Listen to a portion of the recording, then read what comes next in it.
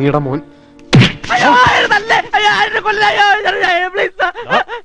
പന്നി ഇത് ഞാനാടാ. ആരാന്ന്? നിന്റെ തന്ത. മനുഷ്യനോടെ ടെൻഷൻ അടിച്ചിട്ട് നിന്നോട് അവിടെ വെയിറ്റ് ചെയ്യാനടാ പറഞ്ഞത്. വെയിറ്റ് ചെയ്ത് ഞാൻ കാണായിരുന്നു. ആ സുമോക്കാർ വന്ന് എന്റെ ശവം പോലും കിട്ടുമായിരുന്നില്ല. അവരൊന്ന പെണ്ണെ കൊണ്ടുപോയോ? പ്രേമൻ അത്ര മണ്ടനാന്ന് വിചാരിച്ചോ?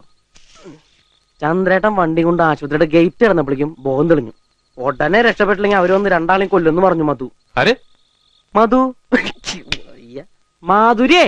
അതാരാ? മാധുരി എന്നാ പേര്. ഞാൻ മധു എന്നാ വിളിക്കണേ. എങ്ങനെയുണ്ട്? ബെസ്റ്റ്. എന്നിട്ട് മാധു എവിടെ പോയി? മാധു അല്ല, മധു. അകത്തുണ്ട്. എവിടെ? അവളകത്ത് ചന്ദ്രേട്ടന്റെ കട്ടിലുമ്പ കിടന്ന് ഉറങ്ങണ്ടെന്നേ.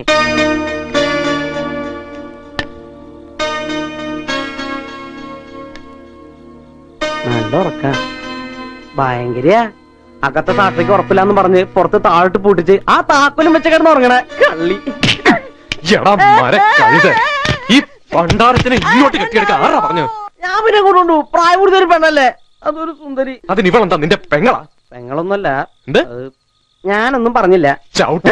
ഞാനൊന്നും പറഞ്ഞിട്ടില്ലെങ്കിൽ അത് അതല്ല കളി. ഇടാ, എന്താ ഏതാന്നറിയാത്തൊരു പെണ്ണിനെ വിളിച്ചോണ്ട് വന്ന് വീട്ടിൽ കയറ്റി കിടത്താൻ നിനക്ക് അത്ര ബോധമല്ലേ? നാളെ നാട്ടുകാർ ചോദിച്ചാൽ ഞാനെന്ത് പറയും? അത് ചന്ദ്രേട്ടൻ പേടിക്കണ്ട. ചോദിച്ചവരോടൊക്കെ ഞാൻ ചന്ദ്രേട്ടൻ അമ്മാവന്റെ മോളെന്നാ പറഞ്ഞേ. അതെന്താ എന്റെ പേര് പറഞ്ഞേ? പിന്നെ എന്റെ പേര് എത്തിയേക്കാൻ പറ്റുമോ? ഞാനൊരു കല്യാണം കഴിക്കാത്തേക്കനാ. നമ്മുടെ വണ്ടി ഇടിച്ചൊരു പെണ്ണിനെ പെരുവഴിയിട്ട് പോരാൻ എന്റെ മനസ്സത്ര കാര്യങ്ങളൊന്നല്ല. ചന്ദ്രേട്ടന്റെ പെങ്ങളാണെങ്കിൽ അങ്ങനെ പറയോ? എടാ, അവളുടെ പിന്നിൽ എന്തോ പ്രശ്നമുണ്ട്. ഒരു പ്രശ്നമില്ല. ആ സുമോല് വന്ന ഉദ്ദേശം എന്താ? അതവരവളെ കിഡ്നാപ്പ് ചെയ്യാൻ വന്നല്ലേ. എന്റെ ചന്ദ്രേട്ടൻ വിചാരിക്കണം പോലത്തെ പെണ്ണൊന്നല്ല മധു. വലിയത് വീട്ടിലെ കുട്ടിയാ, വലിയ കാശാരാ. എന്തായാലും എന്റെ വീട്ടിൽ പറ്റില്ല.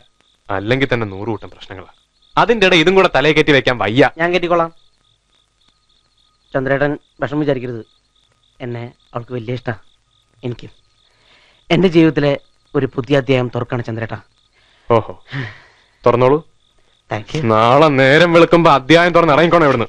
എങ്ങോട്ട്? എനിക്കറിയില്ല. നാളെ രണ്ടിനെ എന്റെ കൺമുന്നിൽ കണ്ട ആ അധ്യായം അടയ്ക്കേണ്ടി വരും.